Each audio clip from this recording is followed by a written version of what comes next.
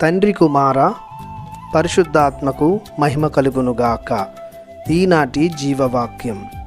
ప్రభువు అందరికీ మేలు చేయును, తాను కలిగించిన ప్రాణికోటిని అంతటినీ నెనరుతో చూచును.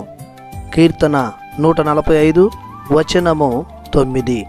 దేవుడు మిమ్ము దీవించునుగాక. ఆమేన్. ప్రియ దేవుని బిడ్డలారా, సహోదరి సహోదరులారా, ప్రభువైన దేవుని నామములో మీకు శుభములు కలుగునుగాక. ప్రభువు ప్రేమపూరితుడు, కరుణానిధి, సులభముగా కోపపడువాడు కాదు, కృపామయుడు. ఆయన పడిపోయిన వారిని లేవనెత్తును, కృంగిపోయిన వారిని పైకి లేపును. ప్రభువు ఇలాంటి గొప్ప లక్షణాల వలన ప్రపంచమున కొలువయున్న ప్రతి వ్యక్తికి, ప్రతి ప్రాణికి మేలు చేయును, ఆదరముతో చూచును. ఎలాంటి తారతమ్యం చూపకుండా ఆయనను ఆశ్రయించిన ప్రతివానిని నెనరుతో చూచును. తన దయ కనికరాల వలన ఉపకారం చేయడంలో ప్రభువు వెనుకంజ వేయడు. పేదయైన, రాజువైన, దరిద్రుడైన, దాసి అయిన ఆయనలో విశ్వాసముంచువాడు ఆయన దయకు మేలులకు పాత్రుడగును.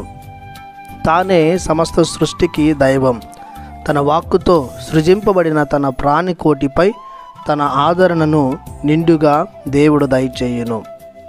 మేలు చేయడం, నెనరుతో చూడడం అనేవి దేవుని స్వభావంలో భాగాలు. మేలు చేయు దేవుని ఆశ్రయించడం, కొలవడం, కృతజ్ఞతలు చెల్లించడం వివేకం కలిగిన భక్తుని లక్షణం. కావున అన్య దేవుళ్లను కొలవడం, ఆశ్రయించడం మానుకుందాం. ఎందుకంటే వారు నోరున్నా మాట్లాడలేరు, చెవులున్నా వినలేరు, కళ్ళున్నా చూడలేరు, మేలు చేయలేరు. కదలని బొమ్మలు వారు. దేవుని సృష్టిలో కొన్ని వస్తువులు మాత్రమే వారు. కావున నిజమైన, సత్యవంతుడైన, జీవం కలిగిన దేవుణ్ణి పూజించుదాం. మన బ్రతుకులకు వెలుగును, జీవాన్ని పొందుకుందాం. ప్రార్థించుదాము. మమ్ము సదా నెనరుతో చూచు మా ప్రభుడవైన దేవా, మీకు వందనము, స్తుతి, స్తోత్రములు. మీ దయతో మాకు ఎల్లప్పుడూ గొప్ప మేలులను చేయమని, మమ్ము మీ ప్రియ జనముగా స్వీకరించమని, మీ ప్రియ కుమారుడు యేసునాథుని అతి పరిశుద్ధమైన నామములో ప్రార్థిస్తున్నాము పరమ తండ్రి. ఆమేన్. దేవుడు మిమ్ము దీవించునుగాక. ఆమేన్.